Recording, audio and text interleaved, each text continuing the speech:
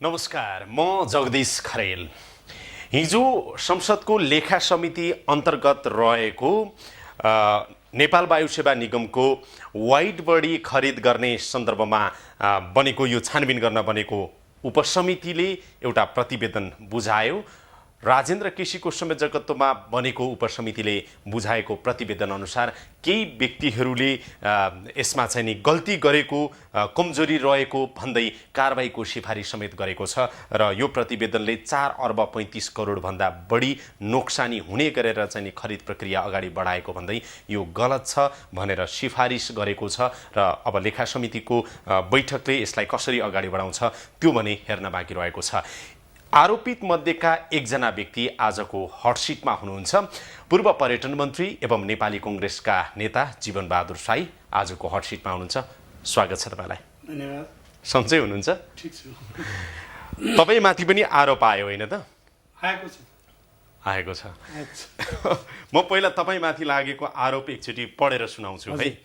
यो परिच्छेद 3 मा प्रतिवेदनको परिच्छेद 3 मा निष्कर्ष कारबाही तथा निर्देशन भनेर चाहिँ यसको चाहिँ नि 3 नम्बर बुँदामा के भनिएको छ भने तपाईको सन्दर्भमा लागेको आरोप र कारबाहीको लागि सार्वजनिक खरिद ऐन 2063 को विपरीत अनियमित तरिकाले विमान खरिद कारबाही अगाडि बढ्दा पनि संस्कृति पर्यटन तथा नागरिक उड्डयन मन्त्रालयको सचिव नै वायु सेवा निगमको अध्यक्ष रहँदा यथेष्ट सतर्कता नअपनाई निर्देशन दिन नसकेको र बैना रकम सटही सुविधा प्रदान गर्न तत्कालीन मन्त्री जीवन बहादुर साईले निर्णय गरेको सम्बन्धमा निजले नैतिक जिम्मेवारी लिनुपर्ने देखिएकोले कानुन सम्मत कारबाहीका लागि निर्देशन गर्न समितिलाई सिफारिस गर्दछ भनेर उपसमितिले तपाईमाथि चाहिँ दुईटा महत्त्वपूर्ण आरोप लगाए। एउटा चाहिँ सचिव आफै वायु सेवा निगमको अध्यक्ष हुन्छ, त्यसले गर्ने काम कारबाहीहरूको सन्दर्भमा तपाईले सतर्कता अपनाउनु भएन, चासो दिनु भएन, सोधखोज गर्नु भएन, जसको कारणले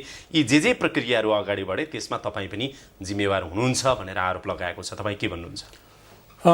धन्यवाद हजुरजी। अब तपाईले त्यो उहाँहरूले लगाएको आरोप पढेर सुनाइहाल्नुभयो। त्यो बेला सार्वजनिक ऐन अन्तर्गत थिएन भनेर कसरी थाहा हुन्छ? कुनै मान्छेलाई सुरुको प्रक्रियामा छ सार्वजनिक ऐन अन्तर्गत थिएन भन्ने कुरो त महालेखा परीक्षकले पछि म त्यो मन्त्रालयबाट हटिसकेपछि, मभन्दा अर्को मन्त्री पनि हटिसकेपछि पनि पछिल्लो अहिले जो बालवाला मन्त्रीजी हुनुहुन्छ उहाँको पालामा यो विपरीत थियो भन्ने कुरा आयो होइन। र म अर्को दोस्रो कुरा के भन्न चाहन्छु भने सतर्कता अपनाएन भन्ने कुरो छ नि। अब मैले भर्खर सुरु भएको MOU को प्रोसेसमा हुँदै गरेको बेला अब भविष्यमा भ्रष्टाचार हुन्छ होला, यो गलत कुरा गरिरहेछन् भन्ने कुरो त त्यो बेला थाहा हुने कुरो त कसैलाई पनि हुँदैन। त्यो बेला बोर्डले के भन्छ भने सबै कुरा नीति नियम सार्वजनिक खरिद ऐन अन्तर्गत भएको छ भनेपछि मन्त्रालयले राख्ने चासो त्यही हो। त्यो मैले त्यो चासो राखेकै छु। त्यो सबै सार्वजनिक खरिद ऐन अन्तर्गत प्रक्रिया अनुसार सबै मिलेको छ भनेको कुरालाई बोर्डले भन्यो, तर त्यसको क्रस चेक तपाईले गर्नु भएन, सतर्कता अपनाउनु भएन, सोधखोज आवश्यक गर्नु भएन भन्ने उपसमितिको निष्कर्ष रह्यो। उहाँहरूले त्यो भन्नुभयो, तर त्यही बेला जुन पार्टीलाई कुनै पार्टीलाई चाहिँ यो टेन्डर नपरिसकेपछि सर्वोच्च अदालतमा उहाँहरूले मुद्दा हाल्नुभएको छ।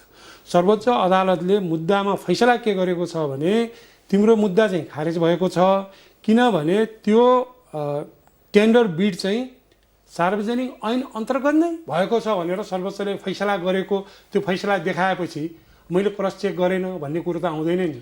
तपाईको करिब 24-25 अर्बको सम्पत्ति किन्ने, 2वटा तेत्रा जहाज किन्ने भनेको त तपाईको मन्त्रालय त्यति बेलाको मन्त्रालय अन्तर्गतको पनि सबैभन्दा महत्त्वपूर्ण ठुलो धेरै पैसा खर्च हुने त्यो चाहिँ नि लगानी गर्नुपर्ने विषय हो नि त। एकदम सही कुरो हो। यसमा तपाईँ त गम्भीर नबनेको देखियो नि त। गम्भीर नबनेको भन्ने कुरै होइन। यो म त्यहाँ मन्त्री भएर आउनुभन्दा पहिलादेखि नै प्रोसेसमा आइरहेको चिजहरू हुन्। अन्ततगत त्यसको MOU गर्ने कुरा पनि अधिकार पनि सबै अहिलेको मैले चाहिँ अब RNC नै भन्ने गरेको छु। RNC को बोर्डको जिम्मेवारी हो, त्यो एउटा स्वायत्त संस्था पनि हो। होइन, यो वाइड बडी किन्नुपर्छ भनेर त विष्णु पौडेल अर्थमन्त्री हुँदाखेरि उहाँका पालामा चाहिँ नि संसदमा नीति तथा कार्यक्रममा आयो। त्यस यता अब सबै कुरा प्रोसेस प्रक्रिया पुग्दै तपाईको पालामा आएर चाहिँ MOU चाहिँ भयो होइन त? MOU चाहिँ AAR कम्पनीसँग भयो।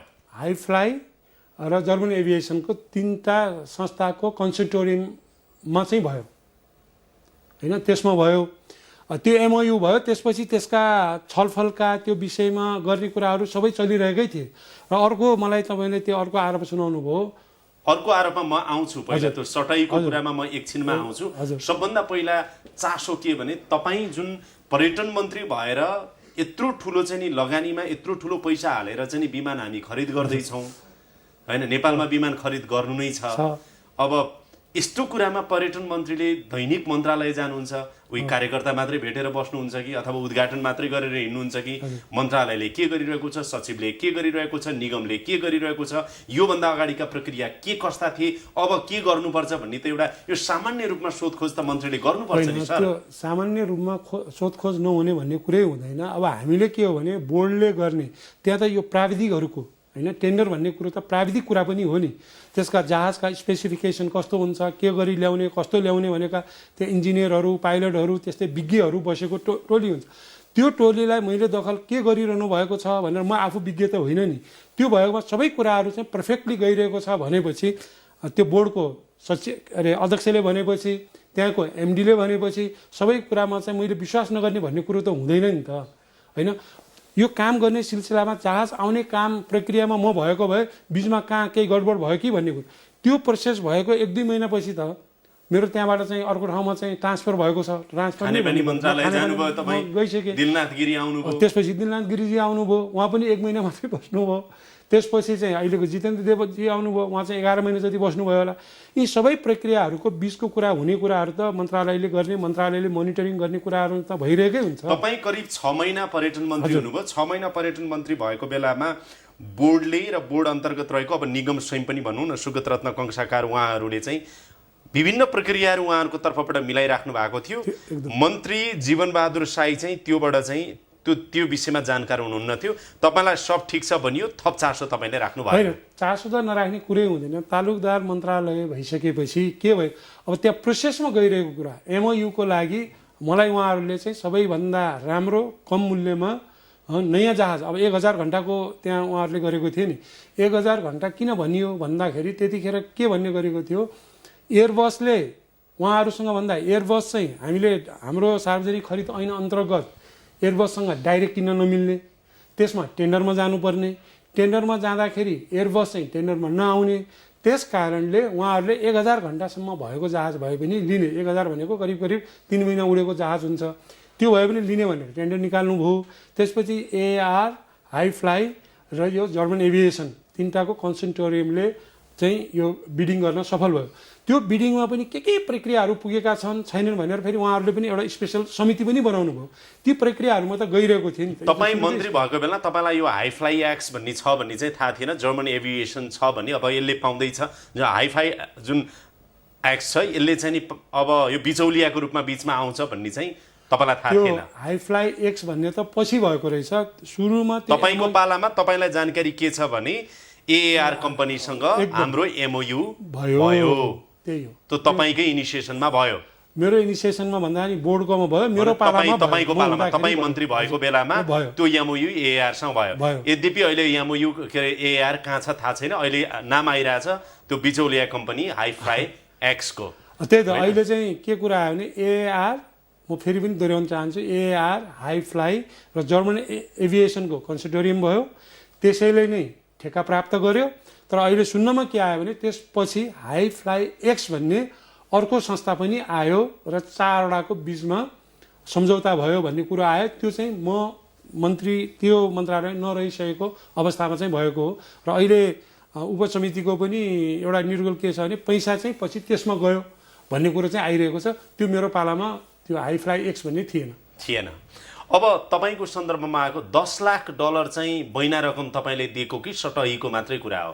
सटहीको। म यहाँलाई मेरो उसमा त्यो चिठी पनि छ, म त्यो चिठी पनि एकछिन पढेर सुनाउनु होला। त्योभन्दा अगाडि तपाईँलाई अर्को लागेको चाहिँ बैना रकम सटही सुविधा प्रदान गर्न, बैना रकम सटही सुविधा प्रदान गर्न तत्कालीन मन्त्री जीवनबहादुर साईले निर्णय गरेको सम्बन्धमा निजले नैतिक जिम्मेवारी लिनुपर्ने देखिएकोले कानुन सम्मत कारबाहीको लागि सिफारिस गर्दछ भनेको छ। तपाईँ बैना रकम सटही सुविधा प्रदान गर्नु भएको छ तपाईँले? अब यी बैना नै गरेको त बैना रकम दिएको त होइन मैले दिएको होइन। कसका पालामा दिएको रहेछ त्यो बैना रकम चाहिँ? त्यो पनि म उता गइसकेपछि गयो, म यहाँलाई एउटा चिठी पढेर सुनाउनै पर्ने भयो। श्री अर्थ मन्त्रालय सिंहदरबार, विषय विदेशी यो मुद्रा। कसलाई पठाएको चिठी भन्नुहोस् त? यो हाम्रो मन्त्रालयले अर्थ मन्त्रालयलाई पठाएको। हजुर पढ्नुहोस् त। विषय विदेशी मुद्रा सटै सिफारिस सम्बन्धमा म फेरि पनि दोहोऱ्याएर हुन्छ, किनभने उहाँले त्यो मन्त्रालयले दिएको जस्तो बुझिएको छ, यो सिफारिस मात्र गरेको। त्यसमा के भनेको छ भने प्रस्तुत विषयमा नेपाल वायुसेवा निगमले 2 थान A330-200 वाइड बडी वायुयानहरू खरिदका लागि जम्मा USD 10 लाख अक्षर रुपियाँ 10 लाख अमेरिकी डलर छनौट भएको बिडर AAR इन्टरनेसनल INC-लाई कमिटमेन्ट फी बापत भुक्तानी गर्न मुद्रा सटैको व्यवस्थाका लागि सिफारिस गरिदिनका लागि अनुरोध भई आएको पत्रहरू उप कारबाही हुँदा सो प्रयोजनार्थ 10 लाख अमेरिकी डलर सटैको व्यवस्था गरिदिनका लागि नेपाल राष्ट्र बैङ्क मार्फत सटै सुविधा प्रदान गर्न त्यहाँ प्रेषित गरिएको ब्यौरा नेपाल सरकार माननीय मन्त्री स्तरको मिति 2073-10-27 को निर्णय अनुरोध छ। सटैको लागि अर्थ मन्त्रालयलाई सिफारिस मात्रै होइन, त्यो बयान पठाएको होइन नि, त्यो सटैको लागि सिफारिस तालुकदार मन्त्रालयको भएको। अब यहाँ के छ भने मैले नै सटै गरेर बयान पठाएको भन्ने जस्तो त्यो बुझिन आएको छ, त्यो चाहिँ होइन। यसमा अब यो तपाईँले यो एउटा प्राविधिक प्रोसेसको प्रक्रियाको विषय भयो होइन। अर्को सँगसँगै चाहिँ नियतको कुरा पनि त जोडिन सक्छ नि। एकछिनलाई मानुस जीवनबहादुर साईले यो सबै यो मैले भनेको होइन है, यो प्रतिवेदन यो संसदको चाहिँ यो जुन उपसमितिले बनाएको प्रतिवेदन चाहिँ यसलाई आधार हेर्ने हो भने त कतै न कतै तपाईँमा पनि नियतमा समस्या त होइन? सटैको लागि किन सिफारिस गर्नुभयो तपाईँले? हो, अब यो अर्को पनि तर्क आउँछ, यदि मैले सटैको लागि त्यत्रो प्रक्रिया भयो, अघि नै यहाँले भन्नुभयो सरकारको नीति तथा कार्यक्रममा आएको वाइड बडी 2टा ल्याउने भनेर सदनले पास गरेको त्यो कुरालाई अनि सम्बन्धित संस्थाले चाहिँ बिडिङ गर्दा र अरू केही होइन, उसले मैले डाइरेक्ट चिठी लेख्न मिलेन, तालुकदार मन्त्रालयले चिठी लेखिदेऊ सिफारिस गरिदियो भने नगरेको भए त्यहाँ पनि मेरो नियतमा खोट देख्थ्यो होला नि। यसले के मिलेन त्यस कारण सिफारिस गरेन भन्ने कुरा आउँथ्यो होला।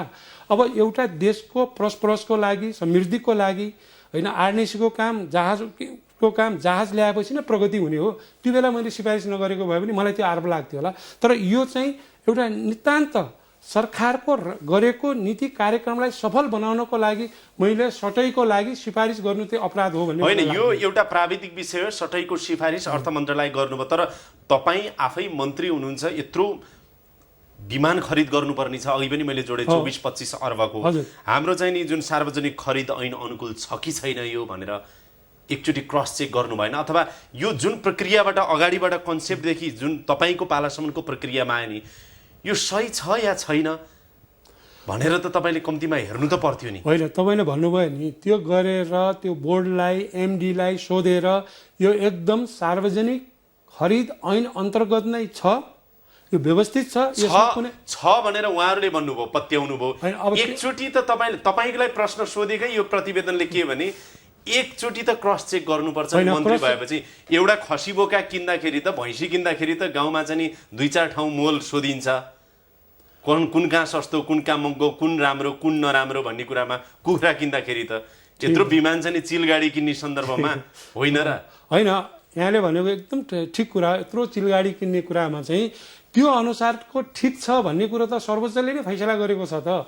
यसका विषयहरू अगाडिदेखि उठेका हुन्। सर्वोच्च अदालतले के भनेको छ भने यो विमान खरिद यो पहिलोचोटिको मात्र त्यो होइन, त्योभन्दा अगाडि पनि विवाद भएर त्यो टेन्डरहरू क्यान्सल भएका रहेछन्। त्यसपछि मुद्दा परेको रहेछ, सर्वोच्चले सार्वजनिक ऐन अन्तर्गत नै यो टेन्डर भएको भन्ने फैसला गरिसकेपछि र त्यो मैले हेरिसकेपछि त यी गलत कुरा हो भन्न त कसरी सकिन्छ त? र यहाँ त यस्तो क्वेसन आउन थाल्यो कि सुरुमा अब बिडिङ हुँदैछ होइन, यो भविष्यमा पनि भ्रष्टाचार हुन सक्छ है भनेर नै अहिले नै तिमीले किन सतर्कता अपनाएनौ भने जस्तो कुरो नि। भोलि त्यो पनि त हो नि, त्यो पनि त जायज क्वेसन होइन र? आगामी दिनमा किनभने तपाईँले 10 लाख डलर पछि पठाउनु भयो, त्यहाँबाट 8 करोड पठाउनु भयो, त्यहाँबाट कति पठाउनु भयो, जति किस्ता पठाउँदै गएपछि पछि त्यो हवाईजहाज बन्दै गर्दा र यहाँ ल्यान्ड भइन्जेलसम्म हुने भ्रष्टाचार र त्यसपछि पनि हुने भ्रष्टाचारको सन्दर्भमा त विचार गर्नै पर्यो नि। त्यसो भने त सरकारले नै पहिले नै विचार गर्नुपर्ने थियो भन्ने जस्तो कुरा भयो कि यो त सरकारको नीति तथा कार्यक्रममै आउनुहुन्न थियो, जहाजै किन्नुहुन्न थियो भन्ने कुरा। मेरो भनाइ के भने कुन प्रक्रिया र कहाँनिर गएर गल्ती भयो त्यहाँनिर पो समाउने हो त। अब त्यसो भने त मैले के भन्नुपर्ने भयो भने यो सरकारले गल्ती गरिदियो, त्यो बेलाको तत्कालीन अर्थमन्त्रीले यो वाइड बडी किन्ने भनेर नल्याइदिएको भए त यी झमेलामा हामी पर्ने नै थिएनौँ। त्यसरी यो चाहिँ उहाँहरूले लिनु पर्यो भन्नु पर्यो। त्यसपछि मैले फेरि किन्ने कुरा सही भयो, तर कसरी किन्ने भन्ने कुरा चाहिँ गलत भयो भन्ने कुरा अहिले 4 अर्ब 35 करोडको नोक्सानीको कुरा यो प्रतिवेदनले देखाइरहेको छ र अझै बढ्न सक्छ भनिरहेको छ। र महालेखा परीक्षकको कार्यालयले जुन खालको बेरुजु देखाएको छ त्यो उसको चाहिँ वार्षिक प्रतिवेदनमा आएपछि नै यो कुरा सबै बल्झिँदै आयो होइन। अब यो कुरामा त संवेदनशील हुनै पर्यो नि, जनतालाई त जवाफ दिनै पर्यो नि। त्यो पर्यो। र एउटा कुरो यहाँले भनिसकेपछि अझै बढ्ने सम्भावना छ भन्ने कुरा आइसकेपछि त यो रिपोर्ट नै अधुरो रहेछ भन्ने कुरो भयो नि त। यहाँ त फलानालाई निलम्बन गर्ने, फलानाले नैतिक जिम्मेवारी लिने भन्ने सिफारिस गर्ने, तर अझै बल्दिन सक्छ भने चाहिँ अपूर्ण यो रिपोर्टले चाहिँ मानिसहरूको मान मर्दन हुने गरिकन रिपोर्ट आउनु हुन्छ कि हुँदैन होइन। यो त मिनिमम भनेको हो नि त उहाँहरूले। त्यो मिनिमम अहिलेसम्मको एकदम आधारभूत तहको प्रतिवेदन भयो, योभन्दा थप एडभान्स चाहिँ हुँदै जान सक्छ भन्ने त्यस्तो कुरा हो भने कसैको नाम मिच्न पाइन्न, यतिसम्मको छ, यतिसम्म भएको देखिन्छ भनेर भन्नु पर्थ्यो। यो अपुरो प्रतिवेदन ल्याएर अझै हुन सक्छ भनेर चाहिँ त्यसरी यो अहिलेको जमानामा मान्छेको मान मर्दन हुने गरिकन रिपोर्ट आउनु हुन्न थियो भन्ने कुरा हो। अर्को कुरा महालेखाले जुन रिपोर्ट ल्याइसकेपछि पनि पैसा पठायो भन्ने कुरा छ नि।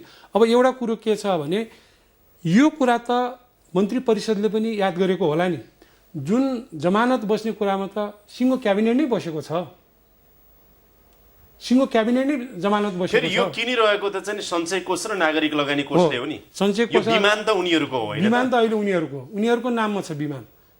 हाम्रो चाहिँ के हो जहिले नेपाल वायु सेवा निगमले पैसा तिरिसक्छ त्यति बेला मात्रै नेपाल वायु सेवा निगमको हुन्छ यो विमान। अहिले चाहिँ यो उनीहरूको पनि त चासो भयो होला नि होइन, नागरिक लगानी उनीहरूको चासो भयो भन्छ। अब यहाँ एउटा सुन्नमा के आएको छ भने त्यहाँ हेर्न गए अर्को जसले लगानी गरेको छ उनै गएर एयरबस कम्पनीमा गएर हेरेर आएका छन् त्यो जहाज कसरी बनिरहेको छ, राम्रो बनेको छ कि छैन भन्ने त उनीहरूले हेरेर आएको छ। उनको पनि चासो छ।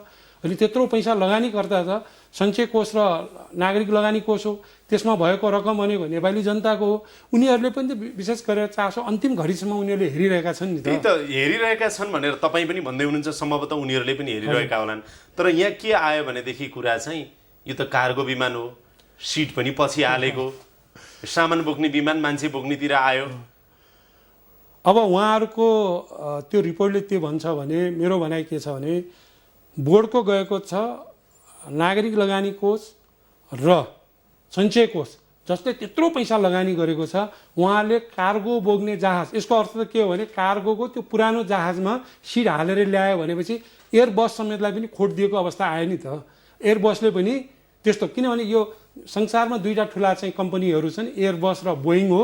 त्यसले त्यस्तो गर्यो भने मलाई कुनै कल्पनै लाग्दैन। त्यस कारणले नै हाम्रो भनाइ के हो भने यो उपसमिति भनेको नितान्त राजनीतिक व्यक्तिहरूको समिति हो। त्यो गर्नको लागि त उहाँहरूले टेक्निकल टिम गठन गरेर र त्यो प्राविधिकहरूले दिएको रिपोर्ट हुनुपर्थ्यो नि त। यो त मौखिक राजनीति आरोपको विषयमा त्यस्तो गर्दाखेरि यो चाहिँ गलत भयो। सिँगै त्यो दुईवटा संस्था आफै हेर्न गएका छन्, उनीहरूले हेरेर नै कार्गोमा सिट हाले कि साँच्चै जहाज नयाँ बनेर आएको भन्ने हेरेनन् होला भनेर कसरी पत्याउन सक्छ र? तपाईँ नेपाली कङ्ग्रेसको नेता पनि हुनुहुन्छ, तर 6 महिना तपाईँ मन्त्री बन्नुभयो, पर्यटन मन्त्री बन्नुभयो। अब यो उपसमितिले तपाईँमाथि कडा खालको कारबाहीको सिफारिस त गरेको देखिएन। तपाईँले चाहिँ नैतिक जिम्मेवारी लिनुपर्ने भन्ने कुराहरूमा त नैतिक जिम्मेवारी त लिनु पर्यो नि। पर्यटन मन्त्री भएको हिसाबले तपाईँ अन्तर्गत रहेको बोर्डले एमओयू गरेको छ, तपाईँले सटाइको लागि सिफारिस गर्नुभएको छ। अब एआरलाई तपाईँले सटाइको सिफारिस गर्नुभयो, अहिले कहाँबाट बिचौलिया हाई फ्लाइ एक्स आयो, यी सबै कुराहरूमा तपाईँको भागमा परेको जिम्मेवारी नैतिक रूपमा चाहिँ तपाईँले लिनुपर्छ भन्ने कुरा त ठिकै छ नि। होइन, उहाँहरूले त्यो भनेको हो।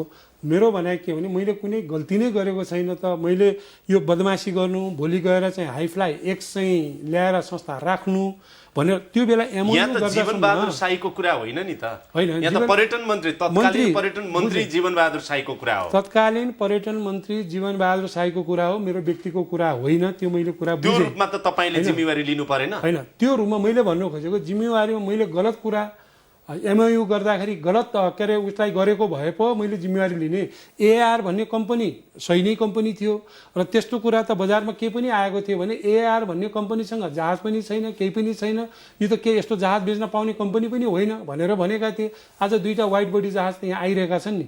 मेरो भनाइ त्यो बेला जुन बेला एआरसँग एमओयू हुँदा हो भएका जुन स्पेसिफिकेसनको कुराहरू छ त्यसको त्यही हुबहु आयो कि आएन भनेर उहाँले चेक गर्नुपर्ने हो नि त, होइन?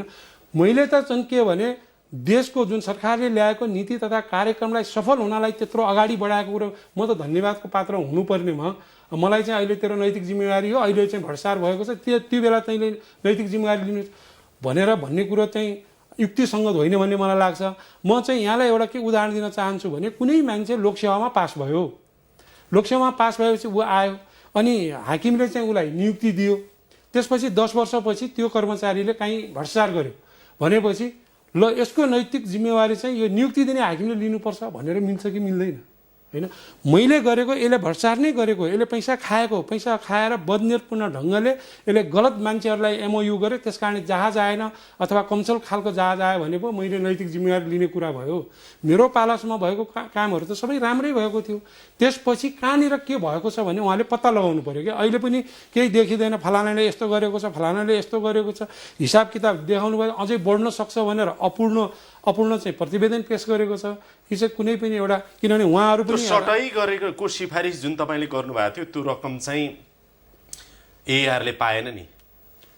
होइन, त्यो त उसैले पाए रे। त्यो मैले तपाईँले पठाउनु भएन? त्यसो तपाईँ पछिको मन्त्रीको दिलनाथ गिरी कि जितेन्द्र देव? जितेन्द्र देव चाहिँ अलि पछाडि, होइन? मैले यो जुन अघि यहाँलाई पढेर सुनाएँ नि त्यो सिफारिस गरेँ, तर अर्थले के भने रहेछ भने यो त हामीले गर्ने होइन, मन्त्रालय नै गर्ने हो भनेपछि म गइसकेपछि फेरि त्यस कारणले यो जुन अहिले बेला बेलामा म्यानुफ्याक्चर सिरियल नम्बर फरक आयो भन्ने कुरा आइरहेको छ नि, कमिटमेन्ट फी टाइममा नगएको हुनाले पनि त्यो एमएसएन नम्बर चाहिँ फरक भएको भन्ने अहिले तर्क आइरहेको छ। जहाजै पनि कति टन हो, कति 210 220 हो, होइन अब यहाँ इन्जिन कस्तो हो, के हो आदि इत्यादि धेरै प्रश्नहरू उठिरहेका छन्। त्यो प्रश्नहरू उठिरहेका छन्। जस्तै जहाजको कुरामा अब अहिले आएको बजारमा तपाईको एमओयू भएको पालामा के अन्डरस्ट्यान्डिङ थियो, के याद छ? होइन, त्यो बेला त कति टन हुने? त्यो बेलामा बोलपत्रमा यति टनको जहाज भनेर त खुलाएकै छैन नि, यति टनको जहाज भनेर खुलाएको छैन। यो इन्जिन भनेर त्यस्तो इन्जिन त रोल्स रोयस इन्जिन भनेर 777B भनेर रोल्स रोयस, अब संसारमा 3 खालका इन्जिनहरू हुन्छन्, एउटा यो रोल्स रोयस भयो, एउटा सिएमई के हो, अनि अर्को त पेट्रोट भनेर 3 खालका इन्जिन हुन्छन्। योभन्दा अगाडिका हाम्रा 2टा जहाज न्यारो बडी रोयल्स रोयस इन्जिनकै आएका छन्। अहिले जुन 320 वाइड बडीमा पनि त्यही नै राख्न लगाएको छ। अब नि जीवनबहादुर साईज्यू, तपाईलाई नैतिक जिम्मेवारी लिनुपर्छ भनेर किन यसरी चाहिँ कारबाहीको सिफारिस भयो होला? हिजो बेलुका त थाहा पाउनुभयो, के सोच्नुभयो मनमा नै? होइन, मैले के सोच्नुभयो? मैले सोचेँ यो के सतीको शराब परेको देश भन्थे, साँच्चै त्यस्तो हो कि? अब त्यो पनि सटैको लागि सिफारिस गरेको, डलर साटिदिनको लागि यही कुरा तपाईँकै कुर्सीमा बसेर 2 हप्ता अगाडि सुगत रत्न गङ्साकारले मलाई पनि भन्नुभयो, हजुर ए सतीले सरापेको देश, जोखिम त मोल्नै नहुने भयो, यहाँ कहिल्यै विमान आउँदैन, जोखिम मोलेकै हो, ल्याइयो, सतीले सरापेको देशमा यस्तै हो उहाँले भन्नुभयो। तपाईँले पनि करिब त्यही भन्दै हुनुहुन्छ। अब भूमिका उहाँको र तपाईँको बिल्कुलै फरक रह्यो, किनभने उहाँ सुरुदेखि अहिलेसम्म हुनुहुन्छ, तपाईँ 6 महिने मन्त्री हुनुभयो, तपाईँको कार्यकालमा यो भयो। त्यो बेला चाहिँ एमओयू भयो कि अब प्रेम कुमार राईदेखि लिएर अब रविन्द्र अधिकारी अरू अब जो अर्को चाहिँ नि अब जितेन्द्र देव जो जोडिनु भएको छ, अब सबै यता एमालेतिरका भन्दाखेरि पनि अथवा कम्युनिस्टतिरका भन्दा पनि प्रशासकहरू त्यतातिर भन्दा पनि अब काङ्ग्रेसका नि 1-2 जना चाहिँ हाल्नुपर्छ भनेर राजेन्द्र केसीहरूले सोच्नुभयो कि, र अब तपाईँ पनि त्यसभित्र पर्नुभयो कि? अब त्यो उहाँहरूको आत्मामा के छ उहाँहरूले जानोस्। अब मैले अहिले पनि भने नि पहिला प्रोसेस आयो, एउटा समिति गठन गर, प्रेम राईको कुरा हो नि होइन, म उहाँसँग पनि 2 महिना काम गरेँ, उहाँ नै हुनुहुन्थ्यो, म चाहिँ मन्त्री भएर आउँदाखेरि। अब लाग्छ नि कुनै मान्छेको जसले एकदम राम्रो गरिरहेको छ, अब ती मान्छेका नाम किन कसरी जोडिरहेका छन् होइन, उहाँको बोर्डको एउटा समिति बनाऊ, यो केही गर भन्ने नहुने। सायद त्यसैले होला हामी अहिले भन्ने गर्छौँ कि साई नेपाल वायुसेवा निगम र थाई एयरवेज चाहिँ भन्दा चाहिँ हामी सँगै भएका, अझ अलिकति अगाडि अझ अगाडि हामी भएनौँ। जहाजै किन्न नदिने, किने पनि अब यो इतिहास त गजबको रहेछ। उहिलेदेखि त्यो जहाज किन्ने भने कि केही न केही भयो भने तपाईँ पनि सँगै काम गर्नुभयो 2 महिना। हजुर, उहाँसँग म 2 महिना सँगै काम गरेँ। त्यसपछि उहाँ राम्रै लागेको थियो होइन, एकदम राम्रो, केही खटौँ भन्ने गरौँ भन्ने मान्छे नै हो नि। त्यसपछि उहाँलाई चाहिँ आपूर्तिमा पठाइयो, अर्को शङ्करजी चाहिँ आउनुभयो, उहाँसँग म चाहिँ झन्डै 3.5-4 महिना काम गरेँ। एउटा कुरा भन्नुहोस् त, तपाईँ 6 महिना मन्त्री भएकोले यो सोधेको, दीपक बोहरा, गिरिजाप्रसाद कोइराला, तारानी दत्त चटोत, भीम रावल, एम कडेल, अब तपाईँ, जितेन्द्र देव, रविन्द्र अधिकारी हुँदै जति पर्यटन मन्त्रीहरू भएका, त्यति बेला प्रधानमन्त्री गिरिजाप्रसाद पनि भनौँ न, यी सबैको नाम जब पर्यटन मन्त्रालय र वायुसेवा निगमसँग जोडिन्छ, कि तपाईँहरूले वायुसेवा निगम डुबाउनु भयो कि वायुसेवा निगमले कतिपय मन्त्रीहरूलाई डुबायो नाममा, भएको चाहिँ के हो, यो किन यस्तो भयो कि?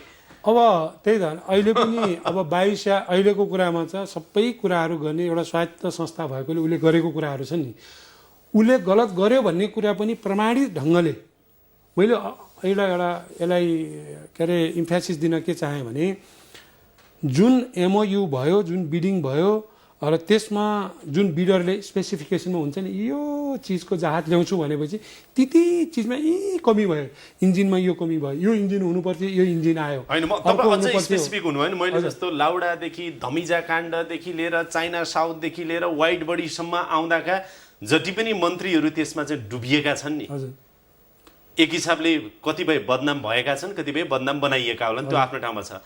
तर पर्यटन मन्त्रालय, नेपाल वायुसेवा निगम धराशायी हुनमा राजनीतिक हस्तक्षेप निर्विवाद त्यो भन्नै परेन। तर मन्त्री त्यहाँ जाने बित्तिकै भ्रष्ट हुन्छ कि अथवा के भनेर बुझ्ने कि होइन? अब मन्त्रीहरू भ्रष्ट भयो भनेर मैले कसैले एउटा कुरा के देखियो भने, यो नेपालमा जहाज नल्याउने भन्ने नै कुरा रहेछ। जहाज ल्याउने भने कि सबै मन्त्रीहरू त्यहाँ गएर चाहिँ केही न केही आरोप लगाउने, कसैलाई नैतिकको कुरा आउने, कसैको बदनीयतपूर्ण कुरा आउने, कसैले खाएकै थिए भन्ने कुरा आयो। अब त पर्यटन मन्त्री बनेर जान्छु भने सब अब मेरै ठाउँ छ भनेर मजा आउँछ, अब ल यहाँ खान पाइन्छ भनेर ठिकै हुन्छ, नभए त मै पुग्दाखेरि पनि यहाँलाई चाहिँ अनुरोध गरौँ, मै पुग्दा पनि म 5औं मन्त्री रहेछु। त्यहाँ हेर्नु होला, मभन्दा अगाडि आनन्द पोखरेल, त्योभन्दा अगाडि कृपासुर, त्योभन्दा अगाडि के अरे यो अमात्य, दिपक अमात्य, त्योभन्दा अगाडि भीम आचार्य। एमालेकै सरकारको बेला पनि 4 जना मन्त्री 2 महिनामा चेन्ज भयो। किन फेरिएका किन फेरि त्यो पनि मन्त्री अस्थिर किन भए त्यहाँ? अनि त्यसपछि आइसकेपछि म 5औँमा पुगेँ। तपाईँ भन्नुहोस् त एउटा कुरा, त्यो कमाउने ठाउँ नै हो, बाहिरबाट तपाईँले कमाउनु भयो भएन, पछि कुरा गरौँ। एउटा कुरा के छ भने त्यो एकदम कमाउने ठाउँ भने सबैभन्दा कम बजेट भएको ठाउँ त्यही नै हो। मैले यसो हेरेँ, त्यही पनि अहिले भन्नु भने यति अस्थिर किन हुन्छ? अस्थिर के रहेछ भने यसमा चाहिँ केही न केही इन्टरनेसनल रोल पनि छ कि भन्ने जस्तो लाग्छ कि त्यो पर्यटन मन्त्रालयमा।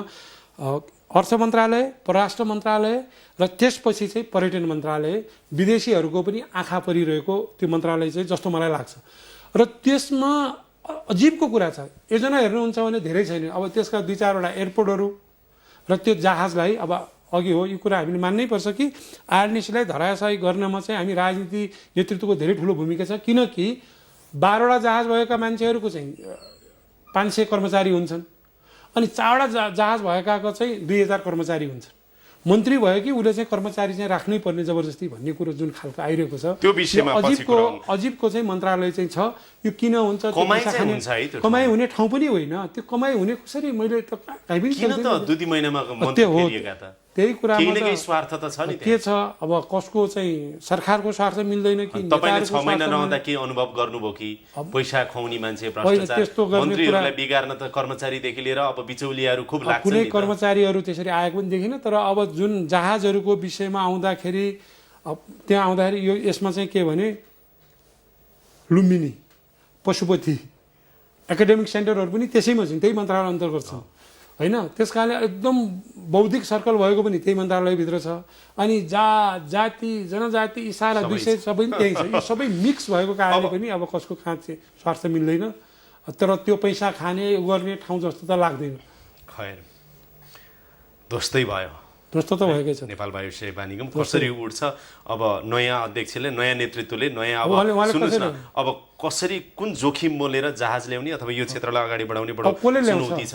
तर जीवनबहादुर साईज्यू तपाईँ अब के गर्नुहुन्छ? यो लेखा समितिमा पुग्ला, त्यहाँ छलफल होला, त्यसपछि अब लेखा समितिले एउटा निष्कर्ष निकाल्ला, तपाईँ चाहिँ अब वाट नेक्स्ट के गर्नुहुन्छ? अब नेक्स्ट भनेको त यस्तो हो, उहाँहरूले उपसमितिले एउटा प्रतिवेदन दिनुभएको छ। अब हाम्रो त के भने उहाँहरूले यसरी एउटा उपसमितिले यसरी हाम्रो नाम नमुसिदिएको भए हुन्थ्यो, त्यो मुस्नुपर्ने अवस्था पनि थिएन भन्ने हो। उहाँले गरेको उहाँलाई त्यही लाग्यो होला, गर्नुभयो। अब समितिले चाहिँ यो कुरामा हामीलाई न्याय दिन्छ भन्ने मलाई लागेको छ। यदि दिएन र उहाँले जहाँ पठाए पनि हामी त्यो आफ्नो चाहिँ बयान दिनको लागि यही कुराहरू भन्न लागि जहाँसम्म जानुपर्छ हामी जान्छौँ र उहाँहरूको कुनै केही कुरामा हामीबाट सहयोग लिनुपर्ने भनौँ न, यी कुराहरू अहिले मैले तपाईँको यो लोकप्रिय च्यानलबाट मैले आफ्ना कुरा राखेँ जस्तै त्यो कुरा हामी राख्ने हो, त्यहाँ जाने। अब अहिले मैले त यी गर्छु र ऊ गर्छु भन्ने कुरा छैन। यो पक्कै पनि उहाँहरूले चाहिँ यो कुरा चाहिँ मन्त्रीहरूलाई विशेष गरेर जुन मुस्ने र उनको नाम राखेर अहिले चाहिँ वर्ल्ड वाइडमै हामीलाई चाहिँ एउटा चरित्रहीन जस्तो, जुन मान्छेलाई अब मान्छेले नबुझेकालाई यत्र यत्र फोटा राखेर चाहिँ 4 अरब 35 करोड त यिनीहरूले खाएछन् क्या भन्ने जुन खालको पारिएको छ, त्यसको लागि हामीले न्याय पाउँछौँ र यो गलत कुरालाई चाहिँ समितिले हेर्छ भन्ने चाहिँ मलाई विश्वास छ। समय दिनुभयो, धेरै धेरै धन्यवाद छ। यहाँलाई पनि धेरै धेरै धन्यवाद मेरा कुराहरू भन्ने मौका दिनुभयो। यसका साथै अहिलेको लागि यो कार्यक्रम यहीँ बिट मार्ने अनुमति चाहन्छु। कार्यक्रम युनिटका सम्पूर्ण सहकर्मीहरूको साथमा मलाई पनि बिदा दिनुहोस्। नमस्कार।